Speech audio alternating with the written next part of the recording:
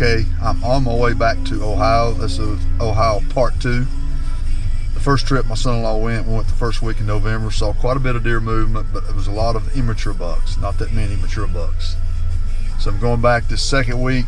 The weather's going to turn cooler. It actually warmed up. That was another reason why we left also. The temperatures got up to almost 70 for the highs, but the temperature's going to drop down to mid 40s for highs and 20s and 30s for lows. So the weather should be good, but the question remains to be seen, will the bucks be moving?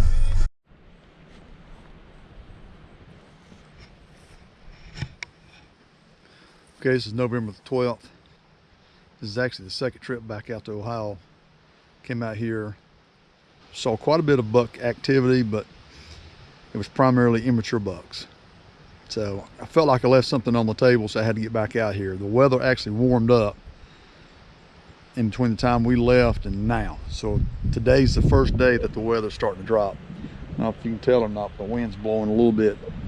It's going to pick up tonight. There's going to be a cold front come in with some rain, which is really good, and then the rain's going to taper off by hopefully 4 or 5 o'clock in the morning, so we'll have a good morning hunt. But then the temperature's going to drop probably 20 or 30 degrees from the highs and the lows. So where it was about 70, it's going to be down mid 40s, and then the highs or the lows in the 40s is going to be in the 20s. So that's going to be really good. But I just want to get back out here. First 2 weeks of November in the Midwest, usually a really good deer hunting. Just hoping to catch a big buck on a prowl today. Hopefully there's some still moving around. I don't know if the peak breeding has started already or not. I guess I'll find out. So if the bucks are trailing does, may not see as much activity, but I'm hoping I'll still see a little bit of seeking. I mean, I'm pretty sure the seeking phase is over, but the chase phase and maybe the estrus phase. So it's about 1:30. The moon phase says the prime movement today is going to be 2:30 to 3:30, so that remains to be seen. So we're going to try to get in there early and see if we can't get a good buck on the ground.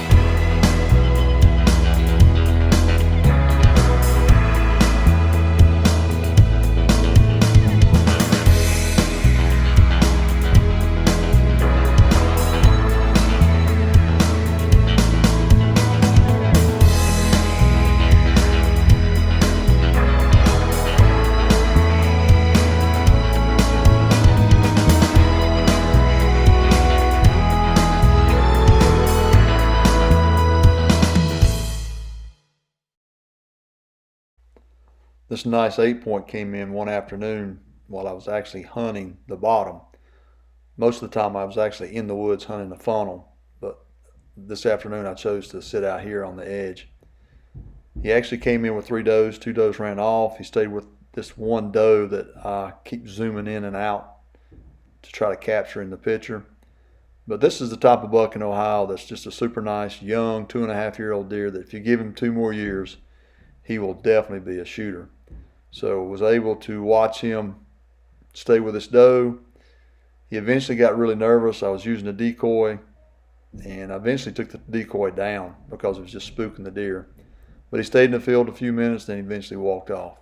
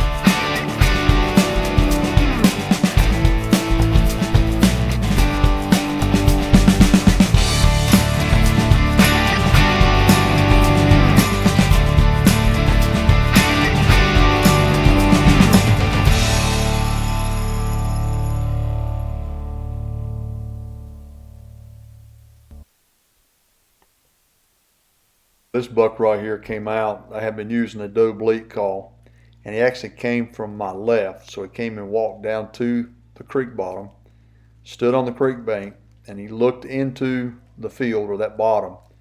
Couldn't see any does. I'm sure he was scent checking them as well. And he basically stood there for a few minutes, looked, didn't see anything that he was interested in, and turned around and went back exactly the same way he came. So how many times have we been hunting on a field and bucks come to the edge that we never see?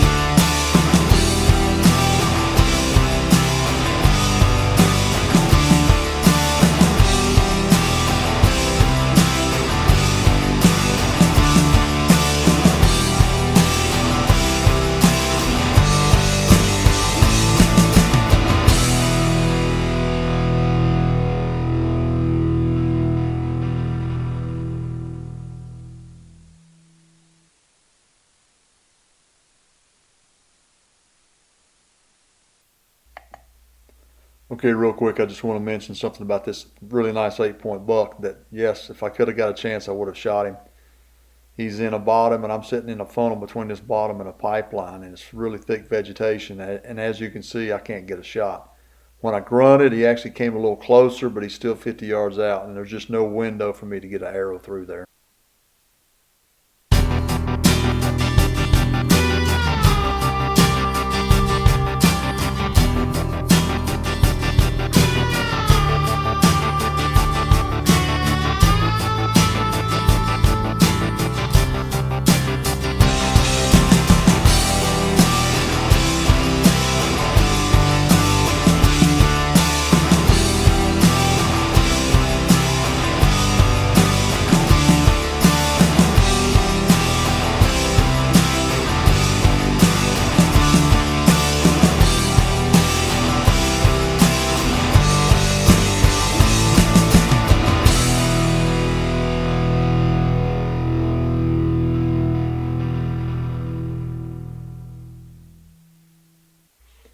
If you look to the buck's left at the edge of this bottom at about, I guess, 9 o'clock, 10 o'clock, you'll see the doe that he was following. She never would come across the field, so that was working against me also. I believe if this doe would have came across this bottom or this field into the woods where I was at, I could have got a shot. But she stayed on that side until she ultimately went back into the woods.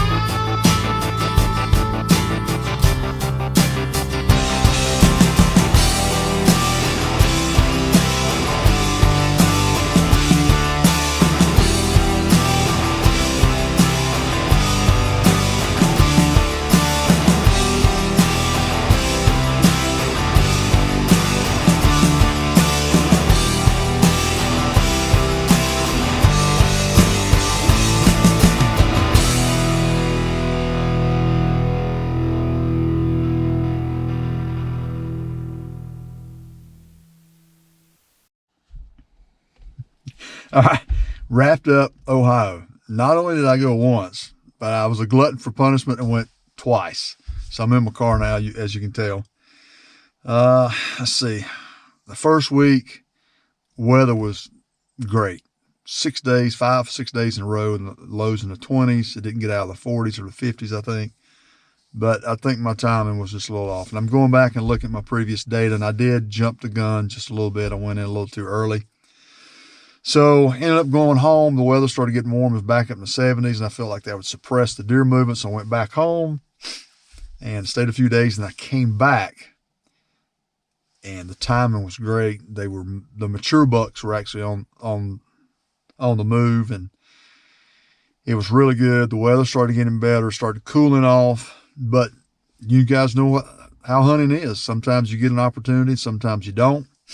And you got to capitalize on them. I was not able to do that. So we're going to wrap up this Ohio hunt, and probably just going to put all the clips together, add a little music to it, because I don't want to bore you with day in, day out of little buck, little buck, little buck, little buck, no shooters. So hopefully, Lord willing, we'll hang in there, and we'll try to get them next year. But, still blessed to be able to go out there and hunt. And very appreciative for my friend letting me hunt on his land. Sometimes we hunt public land, but I've got a friend in Ohio who lets me hunt his private land. So I'm really appreciative for that. So we'll see you next time.